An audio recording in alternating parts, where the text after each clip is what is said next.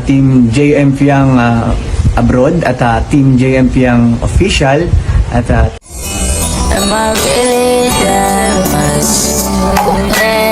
Breaking these feelings down like a hammer. You don't really know you.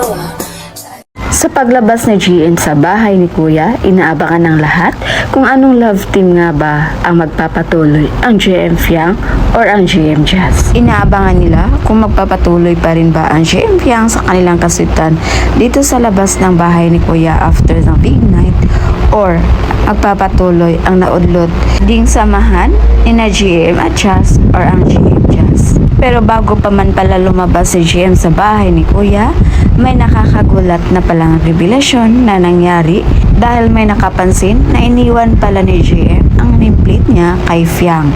Before pa pala tawagin kung sino ang mga kasali sa Big 4, na kay Fiang na pala ang nameplate ni GM. So ibig sabihin, pinapahalagan talaga ni GM yung friendship nila sa loob ng bahay ni Fiang. Pero hindi lang pala yun guys ang nakakagulat, dahil nung nasa labas na si GM, nilayag niya na ang GM Fiang. Shinout-out niya ang mga supporters ng GM Fiang Abroad. At hindi lang yun guys, nag-start nang nag-repost si GM ng mga GM Fiang sweet moments nila. Ito yung mga inedit ng mga fans ng GM Fiang, yung mga sweet moments nila sa loob ng bahay kung saan naka-repost na sa TikTok account ni GM. So alam na daw or ginalaw na daw ni GM ang baso na ang pagpatuloy niya talagang lofty ay ang GM Fiang at hindi ang GM Jazz. At bakit nga ba ganito ang nangyari sa GM Fiang guys at hindi sa GM Jazz? Ito ay isang opinyon ng tagahanga ng GM Fiang. Sa mga naluluka dyan sa kakaisip kung sino nga ba ang gusto ni GM, we can't really say na for a fact kung sino talaga ang gusto ni GM. Number 1, I honestly think GM really do like Jazz at first. We all have that first crush naman talaga. Yung pag-unang tingin mo talaga magugustuhan mo siya. I'm not saying na di na siya attracted kay Jazz, but maybe there is a slight possibility na as GM gets closer to Colette and Fiang, he realized then who he vibes with. Ganun naman talaga, di naman porket naging crush natin, di ba same vibes? Kaya nung pumasok si Fiang, I think physically attracted din siya. Halata naman sa unang pasok pa lang ni Fianggi, iba na talaga ang timpla ni JM. So plus na lang talaga yung naka-vibes niya ng todo si Fianggi. Nothing wrong with Jazz and Colette. They are so beautiful and attractive in their own way. Sadyang same vibes lang talaga sila ni Fiang.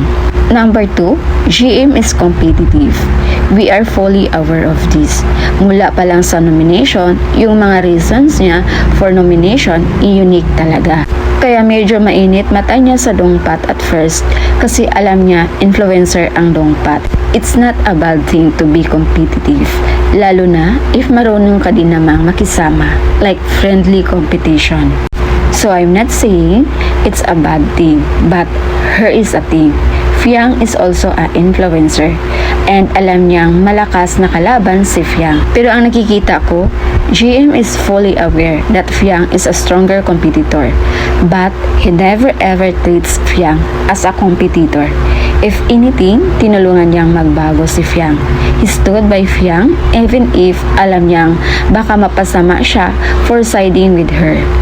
Nung weekly task for partners, si Fiang pinili niya to change her or siya lang daw kasi ang magtitiis kay Fiang. Pero 40% siguro attracted na kasi siya kay Fiang.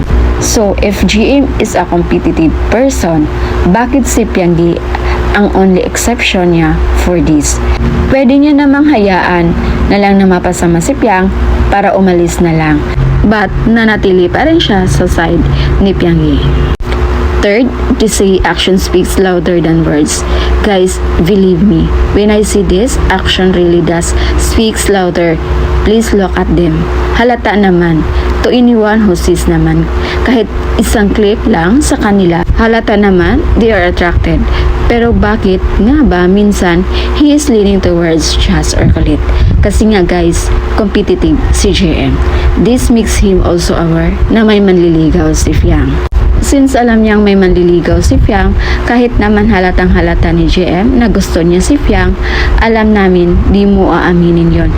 Kasi alam niya din, pag umamin siya, magkaka-conflict talaga sa outside world since isipin nila inagaw niya si Fiang. Kahit sa loob ng bahay ni Kuya, alam nilang may manliligaw kay Fiang. Alam niyang magbabago tingin ng housemate sa kanya pag umamin siya. So si GM, I think, kahit umaapaw ng feelings niya, sad to say, never siyang aamin unless magkakaroon siya ng courage someday.